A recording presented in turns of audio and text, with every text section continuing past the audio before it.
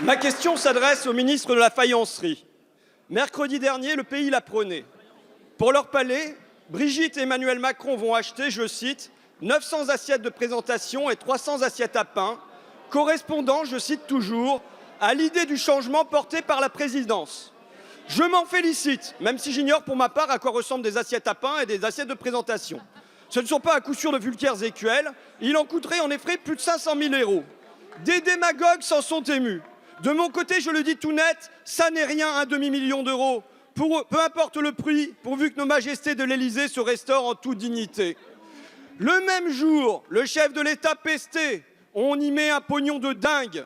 Il ne songeait pas à sa vaisselle, ni aux 93 milliards de bénéfices du CAC 40, ni aux 47 milliards versés aux actionnaires. Il évoquait les mères célibataires, les accidentés de l'emploi.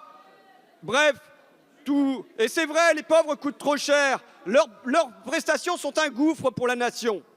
À nous d'aider le président dans sa pédagogie, pour que les Français comprennent ce principe Macron économique. Quand on donne aux pauvres, c'est du gâchis. Quand on donne aux riches, c'est de l'investissement. De ce côté, depuis un an, vous avez énormément investi.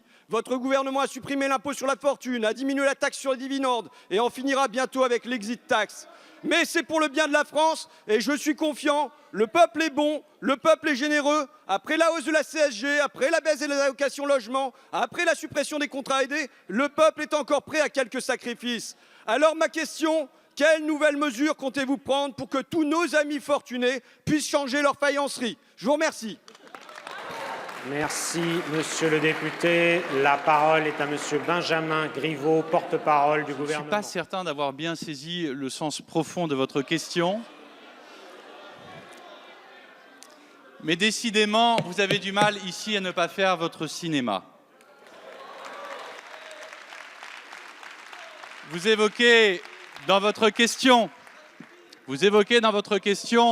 un savoir-faire auquel, je le sais, chacun sur ces bancs est profondément attaché, celui des artisans, de la manufacture de Sèvres, qui font la réputation des tables françaises, de notre artisanat, de notre savoir-faire, de notre expertise, de notre tradition et aussi de notre histoire. Il semblait donc indispensable de pouvoir recevoir dans les meilleures conditions les autres étrangers afin de leur faire profiter de ce savoir-faire français. Je vais répondre à Griveaux parce que franchement, il ne me répond pas.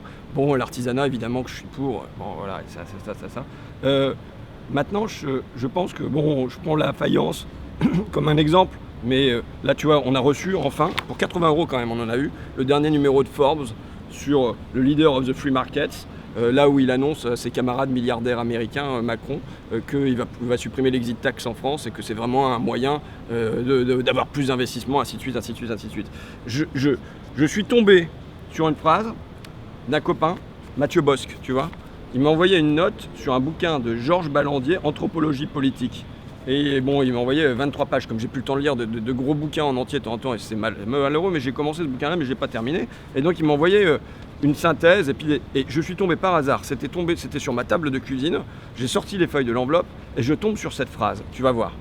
L'idéologie se dévoile lorsque l'ordre inégalitaire paraît solidement établi. Ses utilisateurs ne pensent plus être contraints à la ruse. Je pense que c'est le moment que nous vivons, je pense que c'est le moment Macron. Je répète, l'idéologie se dévoile lorsque l'ordre inégalitaire paraît solidement établi.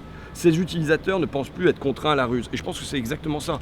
Aujourd'hui, l'ordre inégalitaire, il se montre dans toute son arrogance et toute son indécence, et il entre à l'Élysée, il se sent pleinement à l'aise, il pense qu'il n'a plus de problème, que le même jour, on peut décider de supprimer des exit tax, baisser l'impôt sur les sociétés, et en même temps, c'est le en même temps, baisser les allocations logement, relever la CSG pour les retraités. On peut faire tout ça.